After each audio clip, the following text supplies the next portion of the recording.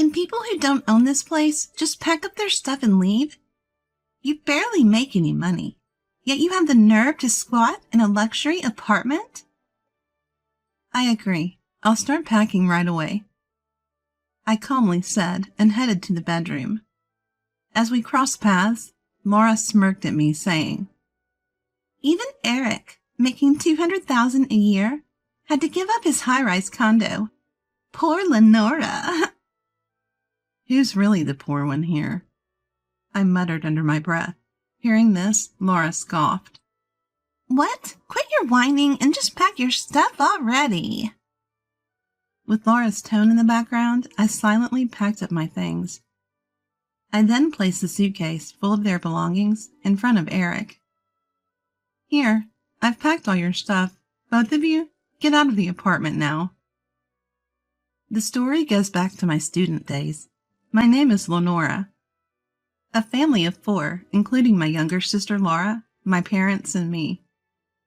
Laura and I have been unlike each other in appearance and character since we were young. I'm tall and unsociable, while Laura is petite and charming. My parents adored Laura like a princess, and she grew up believing that being doted on was normal. I had better grades in school, but when Laura noticed, she began to showcase her superiority in areas other than academics. Whenever my parents tried to compliment my academic achievements, Laura would immediately steer the conversation to how popular she was at school. "Who cares about grades? Listen to this. I've been chosen for the lead role in the school play for the cultural festival. Everyone recommended me." My parents quickly showed interest in Laura's exciting news.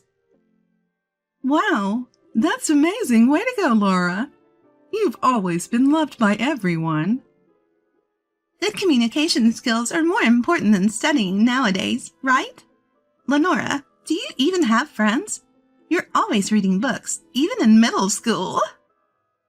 While my parents also showered me with love, Laura seemed not to appreciate even that. "Lenora, what would you like for your upcoming birthday gift?" I'd like a winter coat." "Let's go shopping for it soon." Upon hearing our conversation, Laura immediately told Mom. "I'd like a coat for my birthday next month, too." "Really? Well, let's go shopping together then." The family shopping trip was entirely dictated by Laura's pace. "I want to shop here." The store Laura chose had designs that I'd never wear. Too cute for my taste. I was thinking of something a little more subdued." "Oh, come on. It's a hassle to go to different stores, so just pick something from here, Lenora." With that, Laura had me try on a coat she spotted. "How about this? Try it on." "I'm not really a fan of it." "Just try it on. It'll look good on you, trust me." I ended up reluctantly buying the coat Laura had me try on, even though I didn't like the design. On the way home from shopping, Laura discreetly approached me. "Lenora, I'm glad you bought it, but that design might not have been the best fit for your plain looks." Even someone like me eventually got a boyfriend in high school. "Hey, Lenora, is it true you're dating the baseball team's co-captain?" Yeah, I guess."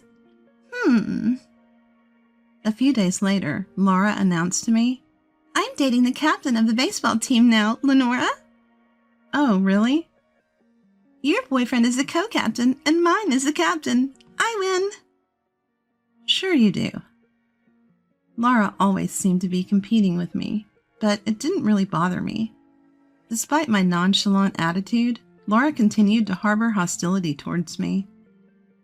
After I graduated college and got a job at an IT firm, Laura landed a job as a receptionist at a well-known company 2 years later. "My company is way more famous than yours, Lenora. Even the recruiters know what's up. I'll have my pick of highly educated, high-earning men. I'll marry rich and then quit." Laura said this with a sense of triumph. It seemed Laura's primary goal was not to work, but to find a wealthy husband at the company. As she declared, Laura dated various men, both inside and outside the company. and she reported each new relationship to me. Don't you have a boyfriend, Lenora? I find my job fascinating at the moment, so I'm not too concerned about having a boyfriend. At this, Laura laughed sarcastically. That's such a not popular excuse, Lenora. In that small company of yours, you're never going to find a decent man. But a year later, I met Eric, and things moved quickly. We got engaged. When I introduced Eric to my family as my fiancé, Laura was genuinely surprised. Lenora, didn't you say you didn't need a boyfriend? At that time, I really felt that way. Eric quickly jumped in to ease the tension. Laura, love is unpredictable, you know? A cute girl like you would understand what I'm saying. Yes? Laura blushingly responded to Eric's smooth smile. Then she leaned in to whisper to me. Lenora, where did you find such a handsome guy? Is he from your company? No, we don't work at the same place. I thought so. There's no way your company could have someone that great. So, is he from a big-name firm? His eloquence makes me think he's global or something, right? Laura seemed to assume from my vague response that Eric was from a high-profile company. Thanks to Eric's natural social skills, talks about our wedding with my parents went smoothly. We opted for a small ceremony with just close friends and family. Laura kept complaining. I want to meet Eric's colleagues. Then Eric and I began our newlywed life. After moving in, we invited my parents and Laura to our new home. Laura was shocked. No way! This is your new place? This isn't just any upscale apartment in Boston. How much does he earn? Laura pressed me excitedly. Does he make around $500K a year? Come on, tell me. No way, not that much. So $400K? No. Finally. Fine, $200K? Right? Well, about that, yeah. Laura, having pried the salary out of me, was muttering to herself. Handsome, eloquent, and high-earning? Lenora gets everything. Then she unilaterally declared a sort of competition. I'll find a guy who's more handsome and earns more than Eric. You'll see.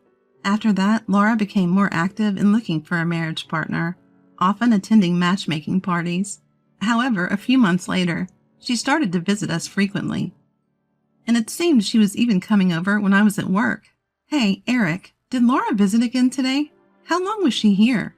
Oh, I don't remember exactly when. I chatted with her a bit, and then she left soon after. Ah, yes, I appreciate your always being there for my family. What are you talking about? Your family is my family, Lenora. Eric's words put me at ease, and I stopped worrying about how often Laura was visiting our home. One day, after coming home from work, I found Eric and Laura sitting together in the living room, waiting for me. Laura, you're here again. What's going on with you two? As I asked, Eric looked serious. Lenora, we need to talk. Please have a seat. Talk about what? The truth is, I want to break up. What? What are you saying? I want to divorce you and marry Laura. Are you kidding me? I have a child with Laura. What? Laura chimed in, grinning. Sorry, Lenora. I'm in love with Eric. We want to be a happy family with our child, so we need you to step aside. It turns out Laura had been cheating with Eric all along. While I stood in disbelief, Laura continued. Ever since you introduced Eric to me, I've been looking for someone better. But finding someone as wonderful as Eric, making $200K a year, was hard. Now that I think about it, Laura did seem unusually interested in Eric. Laura kept going. Then I bumped into Eric one day while walking. He was so comforting when I was feeling down. That's when I realized I could just take Eric away from you. What a selfish mindset. My anger began to boil. Laura didn't notice. So I win again, huh? If you step aside, it proves I'm better than you. I was trembling with rage. Laura's selfish behavior had always been an issue. But I'd let it slide because we're family. Not this time. I cannot sit idly by and be treated in such a terrible way. I wouldn't forgive either of them. Fine, I said calmly. Oh, great. I knew you'd step aside easily. After all, a plain person like you doesn't deserve someone as great as Eric. So now that it's settled, you'll be packing up and leaving this fancy apartment that's too good for you, right? Hearing Laura's words, Eric quickly responded, "Whoa, hold on. Whether or not I own this apartment doesn't matter. Let's sit down and talk this through." Laura shot him down immediately. "Are you kidding me? You don't even make much money, and you want to stay in a luxury apartment? How shameless!" "I agree. I'll start packing now," I said quietly and headed to the bedroom. Passing by, Laura said to me with a laugh, "Aw, poor Lenora, having to give up a $200,000 a year guy like Eric, and a fancy high-rise apartment." "Who's the real loser here?" I mumbled under my breath. Hearing that, Laura scoffed. "Excuses, excuses! Just go pack your stuff." With Laura's voice in the background, I silently packed up. I put all the packed belongings in front of Eric. "Here, all of your stuff is in here. Now leave this apartment." Laura looked stunned at my words. "What are you saying? You're the one who's supposed to leave." "No, it's Eric and Laura who need to leave. Both of you." "What are you talking about?" "You're the one who said it's shameless to stay in a luxury apartment without making much money, Laura." "Eric, you get what I'm saying, right?" "Could you please explain it to clueless Laura here?" Eric spoke in a voice so quiet it could disappear. "This apartment isn't mine." "What do you mean?" "I didn't buy this apartment. Lenora did, so it's in her name." Laura's face contorted. "Why would you put it in Lenora's name? Eric should be the owner since he makes more." Eric's voice kept getting softer. "My income is actually less than Lenora's." "What? But you make $200K a year." "That $200K is Lenora's salary, not mine." "You're lying." Finally, it seemed like Laura understood. Our household income is about $200,000, but most of that comes from me. After landing a job at an IT company and overseeing a successful app business, my income had increased significantly, and that's when I met Eric. Back then, I started dating Eric because his cheerful personality was a relief to me during my hectic work days. I figured that once we got married, he would give up his part-time job lifestyle. But as my income increased, Eric worked less and less. By the time I had told Laura everything, she had turned pale. "Wait, Eric has a job, right? He's not unemployed." "He pretty much is. I stuck around with him because he was emotionally supportive when I was busy. But he's just a man of empty words who eats through our savings. You've done me a favor by taking him off my hands." "But Eric always paid for high-end restaurants on our dates, and even bought me designer clothes. That means he has savings, right?" Hearing Laura, I couldn't help but smirk. That's just Eric, always putting on a show. He's been reckless with his credit card just to impress people. I was the one cleaning up his financial mess. From now on, our accounts will be separate. You two figure out how to handle the bills." "Wait, you mean he was blowing through money on a credit card without savings? Who does that?" "Who knows? I can't figure out the mind of a man dumb enough to cheat with his wife's sister. Oh, and the mind of a woman dumb enough to cheat with her sister's husband is beyond me, too." "So you mean my dreams of marriage to a man earning $200K and living a luxurious life in a high-rise condo are shattered?" Without any mercy, I kicked both the pitiful Eric and the crumbling Laura out of my apartment. I quickly finalized my divorce with Eric and also filed for alimony. Neither of them had any say, given they had confessed to their infidelity. They had no choice but to comply with the financial demands. Even after learning that Eric was unemployed, Laura had no option but to marry him because she was pregnant with his child. She hoped that fatherhood would make him more responsible. However, Eric's lazy habits didn't change. Originally, he cheated with Laura, thinking she was richer than me, as she worked for a top-tier company. But he had no intention of working himself.